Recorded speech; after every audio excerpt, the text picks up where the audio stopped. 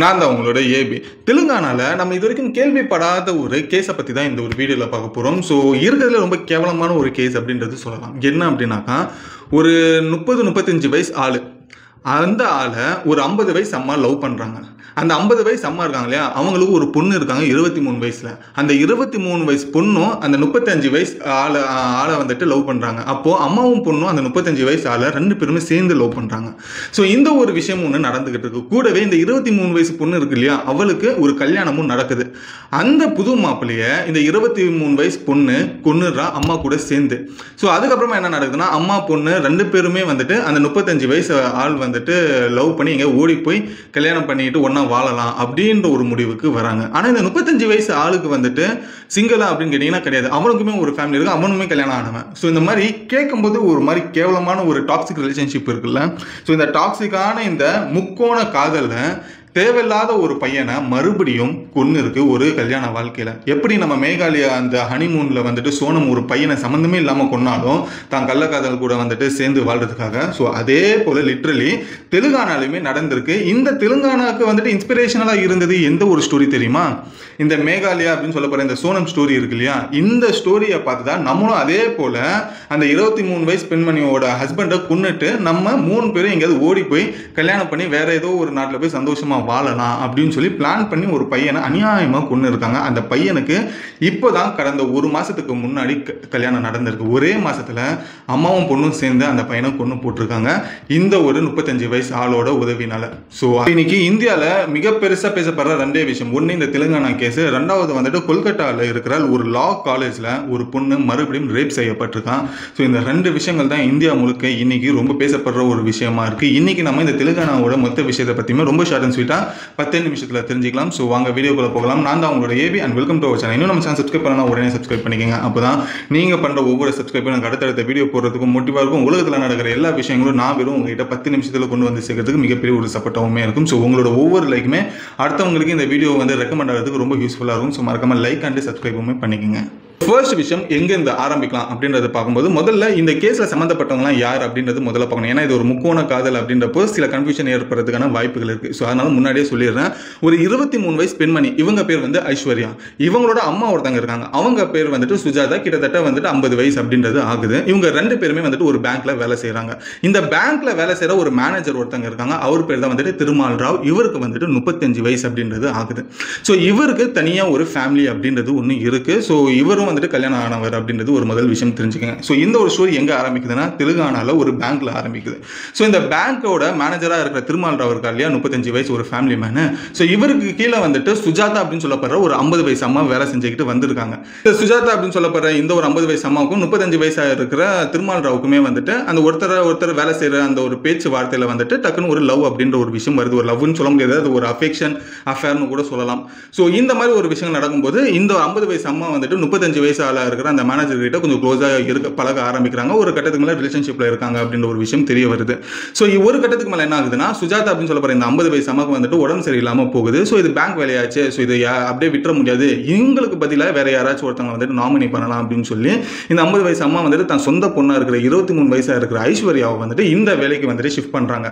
So replace பண்ணும்போது 23 வயசு இருக்கிற ஐஸ்வர்யா முதல் முறையாக பேங்க்ல வந்துட்டு ஜாயின் பண்ணுறாங்க. யாருக்கு கீழே அப்படின்றப்ப பார்க்கும்போது இந்த திருமால் ராவுக்கு கீழே இந்த ஐஸ்வர்யா பொண்ணு வந்துட்டு வேலை செஞ்சுக்கிட்டு இருக்காங்க. ஸோ திருமால் ராவுக்கும் ஐஸ்வர்யாவுக்கும் வந்துட்டு 2 பேருக்குமே இந்த வேலை விஷயமா பேசுகிற வார்த்தைகள் அதிகமாகும் போது ஒரு கட்டத்துக்கு மேலே ஐஸ்வர்யா அவங்க வந்துட்டு திருமால் ராவ் கல்யாணம் ஆனவங்க அப்படின்றது தெரிஞ்சாலும் இவங்க ஐஸ்வர்யா வந்துட்டு அந்த பொண்ணு லவ் பண்ண ஆரம்பிச்சிருக்காங்க. ஸோ இப்போ இது லிட்ரலி எப்படி மாறி இருக்கு அப்படின்றப்போ இங்கே தான் முக்கோண காதலாக மாறுது.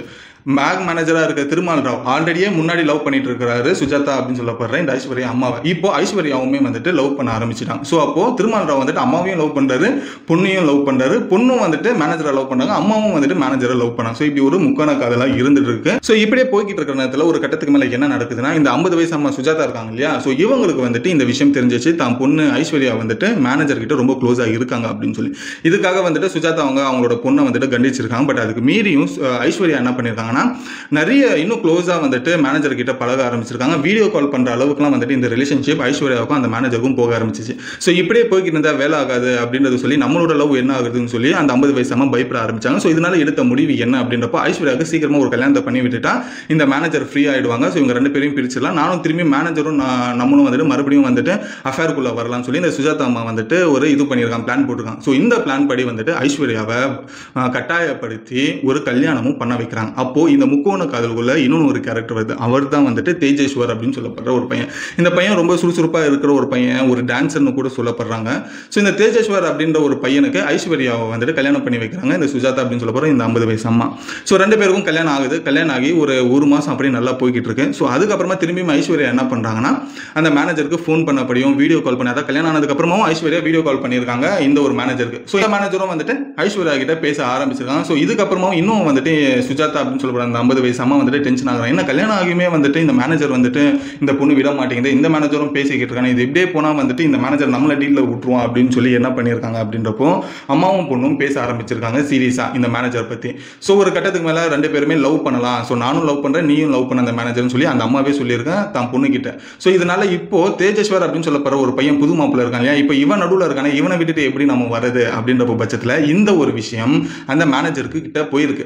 அந்த மேனேஜர் என்ன சொல்கிறான் அப்படின்றப்ப பார்க்கும்போது, நீ ஒன்றும் கவலைப்படாத, அந்த தேஜேஸ்வரை நம்ம கொன்னுடலாம் அப்படின்ற ஒரு விஷயம் சொல்கிறாங்க. இந்த 2 அம்மாவும் பொண்ணும் இருக்காங்க இல்லையா, அவங்க ஷாக் ஆகிட்டாங்க. எப்படி அந்த பையனை கொல்ல முடியும், இப்போ தானே கல்யாணம் ஆயிடுச்சு, 1 மாதம் தானே ஆகுது அப்படின்ற ஒரு விஷயம் சொன்னாங்க. அதுக்கு அந்த மேனேஜர் சொல்கிறான், இப்போ ரீசெண்டாக மேகாலயா அப்படின்னு சொல்லப்படுற ஒரு ஹனிமூன் ட்ரிப்பில் போயிட்டு கல்யாணம் ஆகி 7 நாளில் ஒரு பொண்ணு அந்த புருஷனை வந்துட்டு கூலிப்படையை வச்சு கொன்று இருக்காங்க. ஸோ அதே போல் வந்துட்டு நம்ம பண்ணலாம், என்ன அவ தப்பாக பண்ணி மாட்டிக்கிட்டா நம்ம சரியாக பண்ணால் மாட்ட மாட்டோம் அப்படின்னு சொல்லி அந்த மேனேஜர் என்ன பண்ணுறான், அந்த மேகாலயா அந்த ஹனிமூன் கேஸ் இருக்குல்ல, அதை இன்ஸ்பிரேஷனாக எடுத்து இந்த 2 பேருக்கும் சொல்லியிருக்கான். சரி, இவங்களும் வந்துட்டு ஒத்துக்கிட்டாங்க அந்த தேஜேஸ்வரை கொல்றதுக்காக.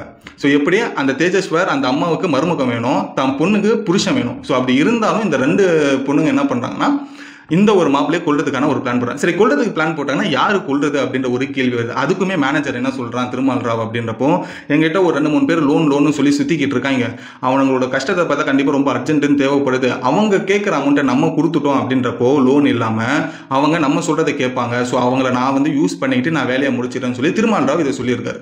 ஸோ இது எப்படின்னா, அந்த பேங்க் மேனேஜருக்கு வந்துட்டு லோனுன்னு ஒருத்தன் கஷ்டம்னு சொல்லி கேட்டு வந்திருக்கான், அந்த கஷ்டத்தில் இவன் வந்துட்டு அவனுக்கு ஏற்ற மாதிரி ஒரு சூழ்நிலையாக மாற்றிக்கிறான்.